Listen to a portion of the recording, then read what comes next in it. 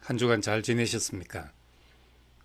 오늘은 예수의 생애 11번째 말씀입니다. 요한복음 10장 10절에 도둑이 오는 것은 도둑질하고 죽이고 멸망시키려는 것뿐이요 내가 온 것은 양으로 생명을 얻게 하고 더 풍성히 얻게 하려는 것이다. 누가복음 4장에는 예수님이 자신의 소명을 이사야 말씀을 인용해서 말씀하셨습니다. 근데 요한복음 10장에서는 내가 온 것은 하면서 자신의 소명을 다르게 표현했습니다. 양으로 생명을 얻게 하고 더 풍성히 얻게 하려는 것이다. 생명을 얻게 한다는 말은 무슨 뜻이겠습니까? 우선 도둑이 온 것과 대비해서 말씀했으니 도둑이 누구인지부터 알아야 할 것입니다. 8절에 보면 나보다 먼저 온 자는 절도요 강도니 했습니다. 이들은 예수 이전에 먼저 왔던 구약의 율법 선생들을 말합니다. 예수님은 왜 율법 선생들을 절도요 강도라고 표현했겠습니까? 구약의 율법은 무엇을 하라 하지 말라 하는 요구입니다. 고린도후서 3장에서 바울은 율법의 직분은 정죄하는 것이라고 합니다. 또 율법의 문자는 죽이는 것이고 영은 살리는 것이라고 했습니다. 무엇을 하라 하지 말라 하는 것은 말하기는 쉽지만 그렇게 살기는 어려운 법입니다.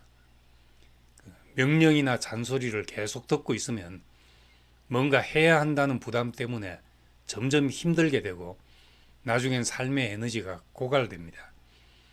마찬가지로 율법은 옳은 것이지만 그렇게 살게 하는 힘이 없습니다. 결국 자기도 다 지킬 수 없는 무거운 짐을 남에게 지어서 살 힘을 빼앗고 맙니다. 넉넉한 사람은 주변 사람에게 요구가 적습니다.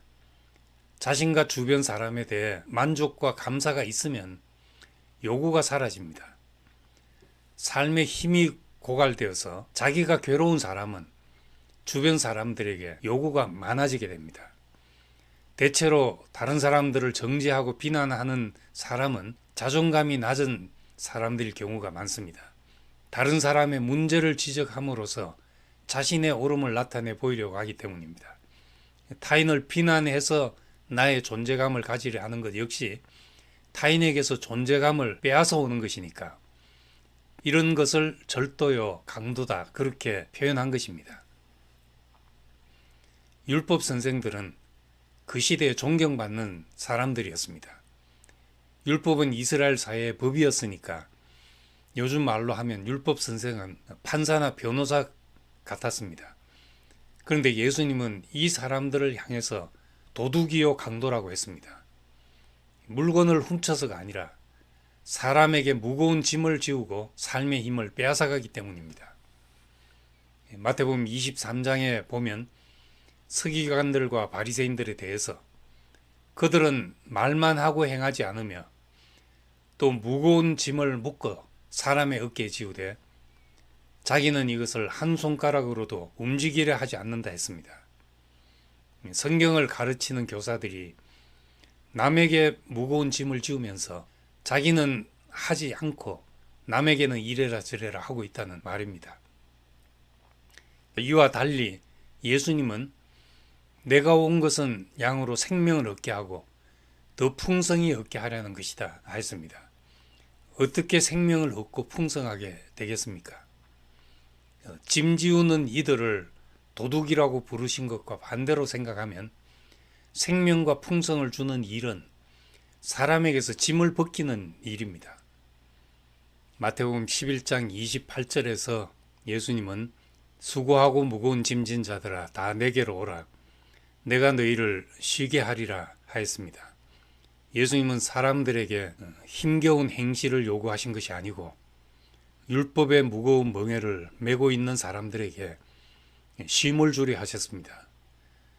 복음은 이미 우리에게 있는 것을 발견하게 함으로써 수고롭고 무거운 짐을 벗게 하는 것입니다.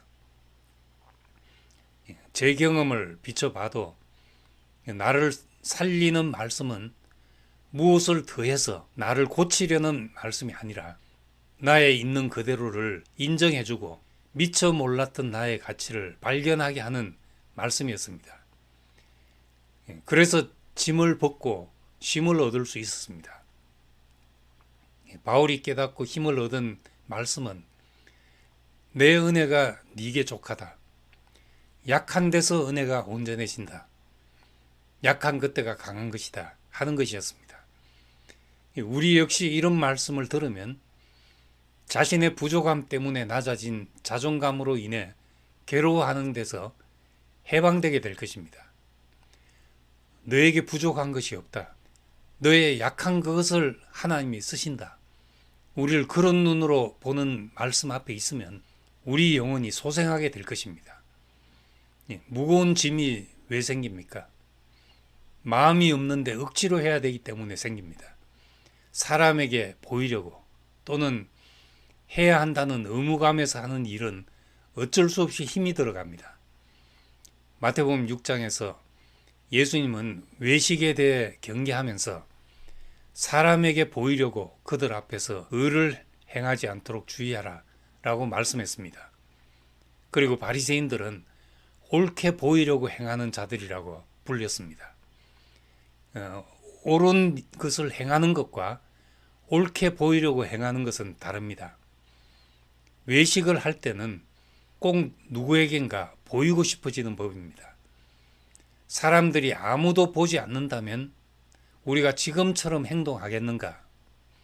아닌 경우가 많습니다. 사람에게 보이려고 하는 것이 외식이라면 우리의 행위에는 외식이 참 많습니다. 사람이 외식하는 이유는 자기 의를 인정받기 때문입니다. 사람들이 율법의 무거운 짐을 지게 되는 것도 인정받으려 하기 때문이죠. 외식은 그렇게 자신의 생명과 다른 행위를 하는 것을 말합니다. 그런 행위는 수고로울 수밖에 없습니다. 그런데 예수님은 어떻게 무거운 짐을 벗게 하겠다는 것입니까? 산상수훈 같은 말씀은 어쩌면 더 버거운 율법이 아니겠습니까? 왜 예수님은 그의 멍에가 가볍다고 말했습니까? 사람이 자기 생명을 따라 한 일은 지극히 당연하기 때문에 마치 숨을 쉬는 것처럼 의식이 되지 않습니다. 무엇을 해도 수고롭지 않은 것은 자신의 생명으로 할 때입니다. 수고로움을 벗는 것은 아무것도 하지 않아서가 아니라 생명으로 살기 때문입니다.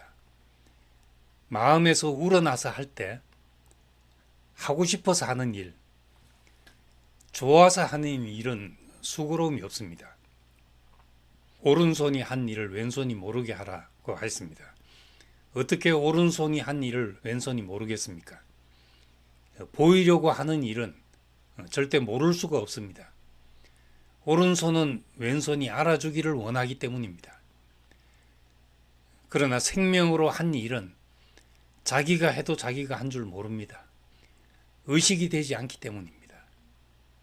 내 몸에서 지체들이 많은 일을 하고 있지만 나는 내 몸에서 일어난 일들을 다 의식하지 못합니다. 심장은 24시간 펌프질을 하고 코는 쉴 새 없이 공기를 내뱉고 빨아들입니다. 지체들이 건강할 때는 그토록 소중한 일을 하고 있어도 하나도 의식이 되지 않습니다. 병이 들면 비로소 심장이 뛰는 것이 느껴지고 코로 숨을 들고 나는 것이 예민하게 느껴집니다.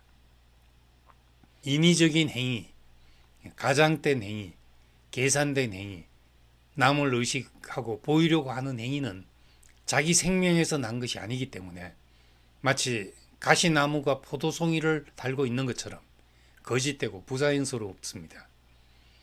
수고하고 무거운 짐을 진다는 것은 이런 데서 나온 말입니다.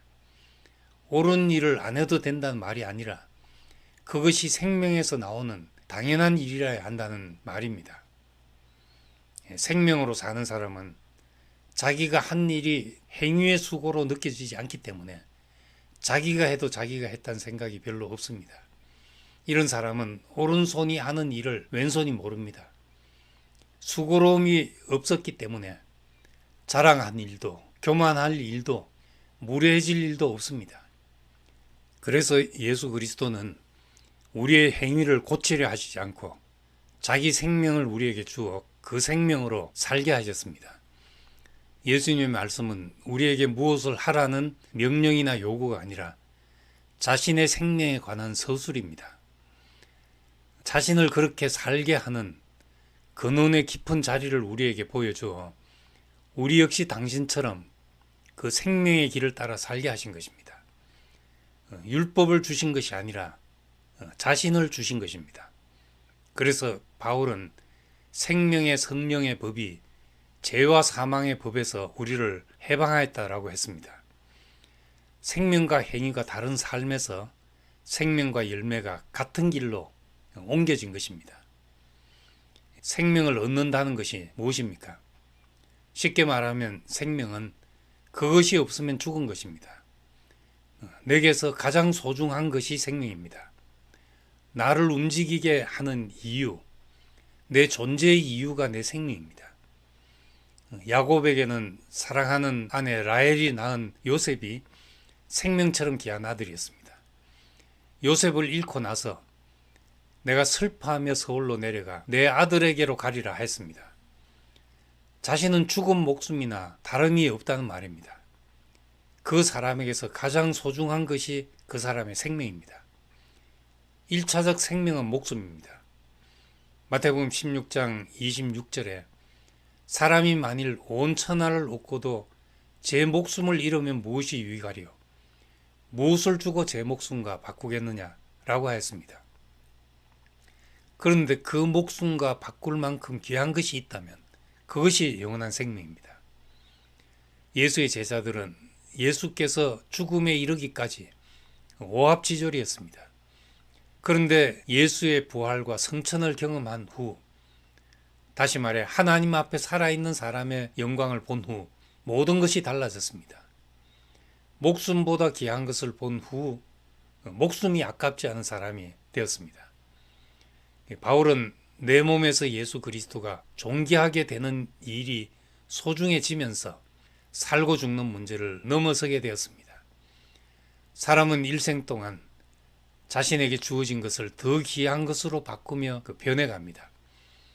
밭에 묻힌 보화를 발견한 사람이 자신의 모든 것을 팔아 밭을 샀다는 비유처럼 인생은 우리에게서 주어진 시간 동안 더 귀한 것으로 바꾸는 시간입니다.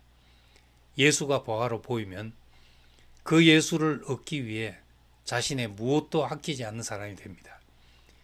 예수를 그렇게 살게 한 그분의 생명이 내 생명이 될 때 내 인생에도 그와 같은 열매를 맺게 될 것입니다. 그러면 우리가 하는 모든 일은 가벼운 멍에를 맨 것처럼 수고롭지 않게 될 것입니다. 감사합니다.